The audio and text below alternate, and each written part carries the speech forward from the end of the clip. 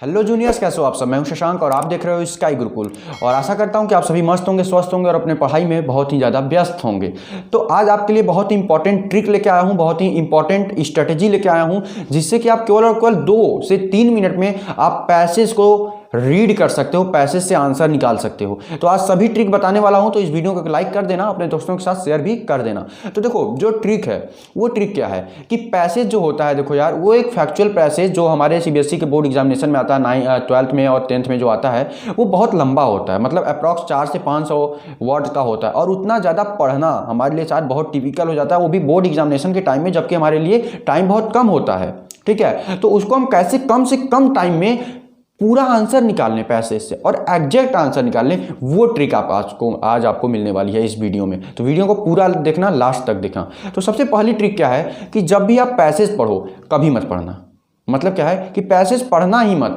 Passage पढ़ने से पहले आप क्वेश्चंस पढ़ो कि आपको उस पैसेज से कौन कौन से क्वेश्चंस पूछे गए हैं। अब क्वेश्चंस कैसे पढ़ना, ये भी नहीं कि पूरा क्वेश्चन एक बार पढ़ लो। सबसे पहले एक बार पूरा क्वेश्चन रीड कर दो फॉर ओवरव्यू। केवल ओवरव्यू के लिए एक बार क्वेश्चन पढ़ो। ठीक है, ओवरव्यू क्वेश्चन पढ़ने के बाद अब उठाओ अपना पहला क्वेश्चन। ठीक है, पहला क्वेश्चन जो भी हो, आंसर का पहला क्वेश्चन उठाओ। पहले आंसर, जो आंसर देना है आपको, पहला क्वेश्चन उठाओ और फिर स्टार्ट करो अपना पैराग्राफ रीड करना। पैराग्राफ पहली बात एकदम सरसरी नजर से पहली बात रीड करो, पहला पैराग्राफ। दूसरा पैराग्राफ मत पढ़ना, पहले पैराग्राफ को ही आपको पहले बार सरसरी नजर से पढ़ना है, दूसरी बार थोड़ा और फोकस करके पढ़ना है और दूसरी बार में ही आपके आंसर मिल जाएंगे। तीसरी बार में आपको उस आंसर में एक्यूरेसी लानी है, आपको उस आंसर का जो वैल्यू पॉइंट है वो लाना है। तो तीसरी बार जब आप पढ़ोगे तो अब सब कुछ नहीं पढ़ना माय डियर फ्रेंड्स। जितना आपने पहली बार दूसरी बार में टिक लगाया था ना कि यहाँ से यहाँ तक का आंसर हो सकता है, अब उसी आंसर को एक बार और पढ़ो और उसमें से एक्यूरेट पॉइंट निकालो पहला।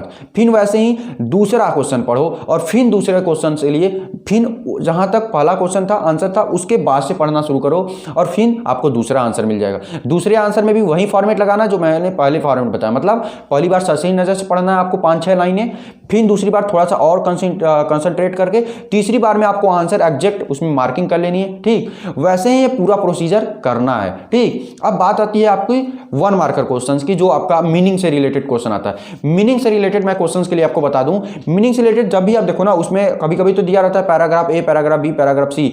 अगर ऐसा नहीं दिया रहता, फिर भी जब आप पहली बार पढ़ रहे हो या दूसरी बार पढ़ रहे हो ना, तो उसमें आपको कुछ वर्ड्स ऐसे लगेंगे जो बहुत ज्यादा आपके लिए बोल सकते हो कि टिपिकल होते हैं, जो कि आप रियल लाइफ में नहीं सुनते हो ज्यादा। मतलब कि आपका जो कन्वर्सेशन है उसमें आप वो नहीं सुनते हो, तो उनको पहले से ही मार्क कर लो। इससे होगा क्या कि आपका टाइम बहुत बचेगा। जब आपका क्वेश्चन आंसर का जो आता है ना कि उसका वो बताइए, आप एनोनिम्स, सिनोनिम्स हो गया, और उसका वर्ड मीनिंग बताइए, इसका जो सेम वर्ड्स हैं वो बताइए, और जो वर्ड्स से रिलेटेड क्वेश्चंस आते हैं, तो वो हो गया। अब देखो दूसरा तरीका क्या है इन वर्ड मीनिंग वाले क्वेश्चंस को छांटने का। दूसरा तरीका ये है कि जब आपको पैराग्राफ दिया हो तो उस पैराग्राफ में देखो कि सबसे हार्ड कौन कौन से कीवर्ड्स हैं। हार्ड कीवर्ड्स को छांटो।